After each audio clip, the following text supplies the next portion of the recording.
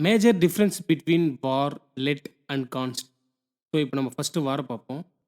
So பேசிக்கா வார்க்கு வந்து we can redeclare the variable name. இங்க பார்த்தீங்கன்னா, வார் ஏ ஈக்குவல் டு வேல்னு போட்டிருக்கேன். பட் அதையே நான் ரீடிக்ளேர் பண்றேன். வார் ஏ ஈக்குவல் டு வேல்முருகன். நான் இப்போ இத கன்சோல் பண்றேன் அப்படின்ற பட்சத்தில எனக்கு வந்து இந்த வேல்முருகன் அப்டேட்டா இருக்கும். ஓகே. ஸோ இப்போ இங்க என்னன்னா 2 விஷயம் பண்ணலாம். ரீடிக்ளேரும் பண்ணலாம், வேல்யூ சேஞ்சும் பண்ணலாம். ஸோ அதுதான் வந்து வார். ஓகே. ஸோ இப்போ நான் லெட் பார்க்கலாம். லெட்ல வந்து அ வாரோட கொஞ்சம் ஸ்ட்ரிக்ட்ன்னு வச்சுக்கங்களேன் இது.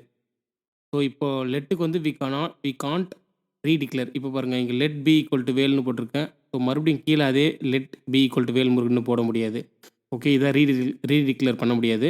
பட் ஆனா நம்ம என்னன்னா வேல்யூ அசைன் பண்ணலாம். இங்க பாருங்க பி ஈக்குவல் டு வேல்முருகன் போட்டா இப்போ கன்சோல் பில வந்து வேல்முருகன் வந்துச்சு. நம்ம முன்னாடி இருந்த மாரி பார்த்தோம் அப்படின்னா, இங்க இஷ்யூ ஓகேங்களா? இது வந்து ஆக்சுவலி இஷ்யூ. இப்போ பாருங்க இங்கேயே வந்து காமிக்குது பாருங்க. கான்ட் ரீடிக்ளேர்ட் பிளாக் ஸ்கோப்டு அப்படின்னு சொல்லிட்டு. ஓகே. ஸோ கான்ஸ்ட் வந்து நம்ப இங்க லெட் பார்த்தோம் இல்லையா? வார்னுடைய அட்வான்ஸ் லெட்டுன்னு. அதே மாரி வந்து லெட்டோடைய அட்வான்ஸ் வந்து கான்ஸ்ட். ஓகே. ஸோ இப்போ வந்து கான்ஸ்ட் சி ஈக்குவல் டு வேல்னு போட்டிருக்கேன்.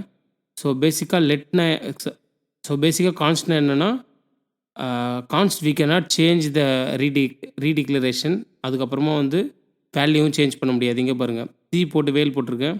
ஸோ இதுவும் can't redeclare block scope variable. அதுக்கப்புறமா வந்து வேல்யூவும் சேஞ்ச் பண்ண முடியாது. ஸோ இப்போ நான் வேல்யூ சேஞ்ச் பண்றேன். சி ஈக்குவல் டு வேல்முருகன் அப்படின்னு சொல்லிட்டு இங்க பாருங்க. Assignment to constant variable. ஏன்னா இது கான்ஸ்டன்ட்டா தான் இருக்கும். சேஞ்ச் பண்ண முடியாது. இந்த மாரி யூஸ்ஃபுல்லான இன்ஃபர்மேஷன் தெரிஞ்சுக்கிட்டு சப்ஸ்கிரைப் பண்ணிடுங்க.